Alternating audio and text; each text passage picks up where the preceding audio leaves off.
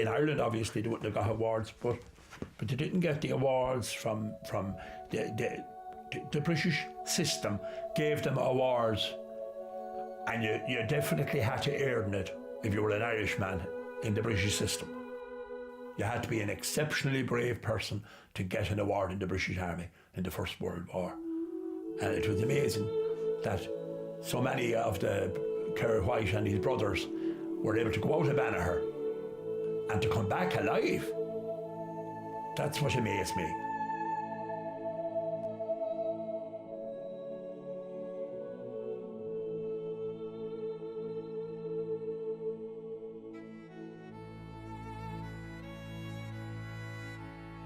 Well, he went to war with 8 of his brothers, and they all came back together, and just 3 of them remained in Banagher. And before they all got married or went to war, they lived in a small little house just down across from the Kids National School, which is demolished now. This house was built by the English government for the men that gave their lives and that for Great Britain. Growing up, I suppose, with them here in the house, he was always here. He was very good to us. He used to help with dinner and get dinner ready. He was a family man, and like everybody knew him as Kieran White, and everybody respected him and had great time for him, like, and he may just take a trip downtown on a Saturday night, and that would be it. You know, he'd be with his family and grandkids that lived with him, you know. Well, my memory days with my father, God be with him, we had great days, the whole family, and especially on the bog with my daddy, my brothers, Jerry and Kieran. I remember asking him once why he had joined, and he said that it was for economic reasons, really, that there was no work in Ireland at that time, and in the early 1900s, Ireland was a very, very poor place to be living in, and those who could get out got out. I'd say at the time for work reasons and, you know, for families to be looked after and things like that. I'd say that's why they joined the army early. Yeah. The British system was running in Ireland, and it was what was running the show here in Ireland. Now, there was nationalists, and the nationalist movement was a kind of run by John Redmond, who was an MP, and he was based obviously in Dublin, and they wanted home rule. They were fighting for home rule from England, and it was passed in Parliament that they'd give them home rule, but it was suspended for a year until the war would be over. But this was a way of getting people to join. They thought then they were going to have their own independent state, a kind of, you know what I mean? And then when Germany invaded Belgium, it was a small little nation, and everyone was saying, oh, poor little Belgium, and it made people sad and sorry, and you know, there was a patriotism in the Irish system. Well, I'd say back then that there wasn't really much going on around the town, and there was nothing else to do, so I suppose they got together, him and his brothers, and decided, well, maybe they'd take it, just go ahead and join. And they should have been proud, and I think they should have been proud for what them soldiers done, because them soldiers weren't doing it for the king or for the country or anything like that. They were doing it because Ireland was in a terrible state in 1913. Young lads joining the army now are also joining for the travel. People joined the British Army for economic reasons, but also to see the world. They were going to different places and they were going to travel. It was the only chance they were ever going to get of travel. And there were all Irish regiments, don't forget. There weren't British regiments as such. There were Irish regiments in the British system, but there were the Connaught Rangers, the Irish Fusiliers, the Royal Dublin Fusiliers. There was, they all had different areas in Ireland. All had their own regiments. Out on the Battle of the Somme and out in France in the trenches, and an awful lot of them died. Yeah. He went. He was sent to a lot of different countries. Like he was in India. He was in Turkey, I believe. Orma. In France, that's right. Wherever he travelled, wherever he went, I think he was in Turkey as well. I know at one stage he was a prisoner of war for a while, and then he never really told you anything of what really went on in the war. I think it was like that he rather forget things, and so that when he came home from war, that he'd be able to have probably a normal life rather than thinking back to what went on. Kieran White, he was he didn't talk much about his experiences in the army. None of the soldiers of that time did, because they had seen so much horror, the horrors of war, that they didn't want to talk about. If they could forget about it, they would, but I'm sure at night it came back to haunt them. After being in the First World War, with a shell going off beside you, I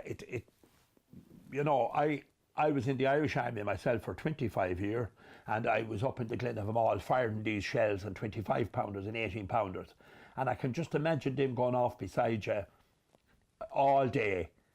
Obviously, I mean, war at that stage had to be very tough. It's tough at any time, I know, but back in the First World War, I'd imagine things were very bad, so you would be proud if they would have lived quite a harsh life in trenches and things like that. This was Kieran White's medal roll index card. Kieran White's Distinguished Conduct Medal. I had heard that he had got the DSM award anyway for bravery and gallantry, and he said that when the bombs were being fired at him in the tunnel trench in France in November 1917, that when the bombs were coming in towards him, he caught them and threw them back. There was only man when he was in the trenches, and the Germans lobbing in all the bombs, going along and picking them up in his bare hand and throwing them back to the Germans.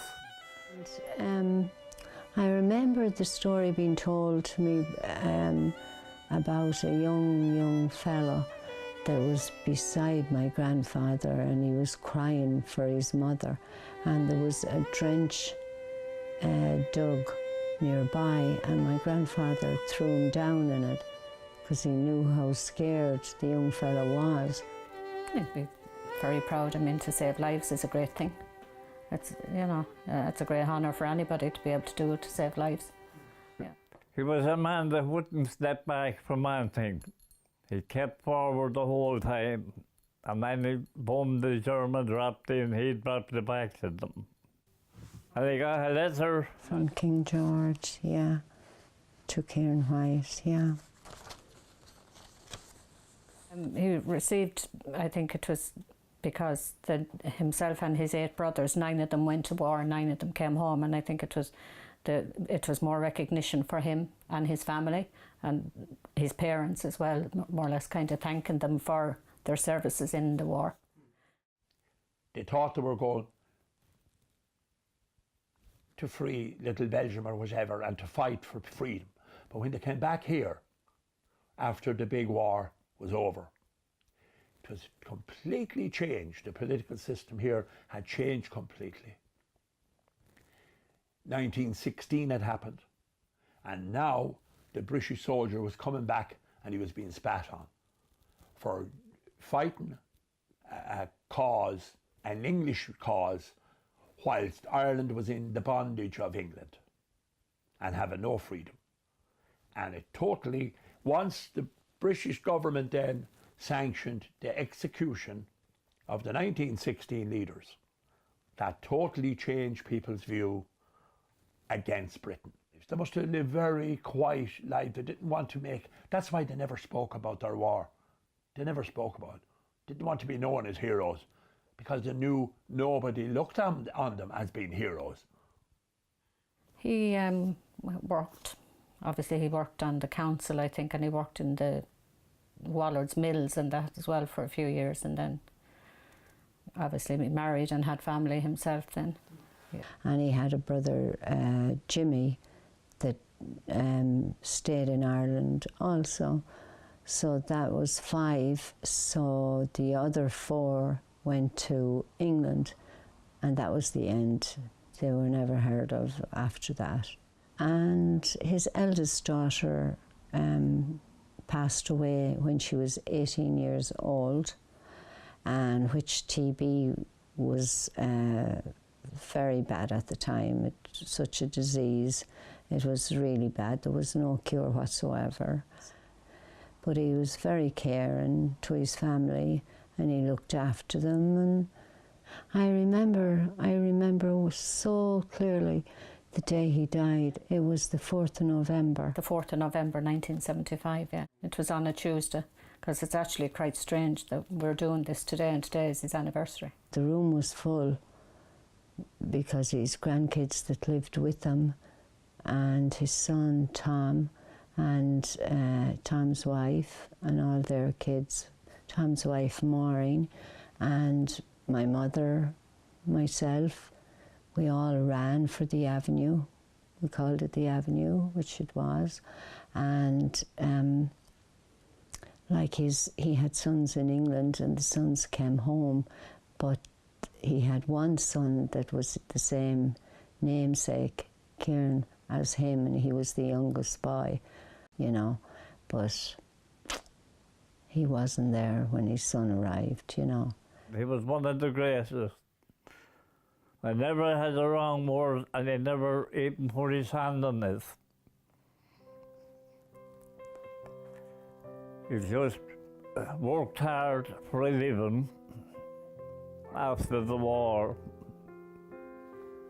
He lived to be 89. You know, and I think it's lovely to think that younger generation do take interest in what has happened previously, and, you know, go on in life and think, well, at least the next generation knows something about him, that it just doesn't stop with us. You know, that my children, you know, everyone kind of still remembers him and that kind of thing. They'll never see anything like him again anyway.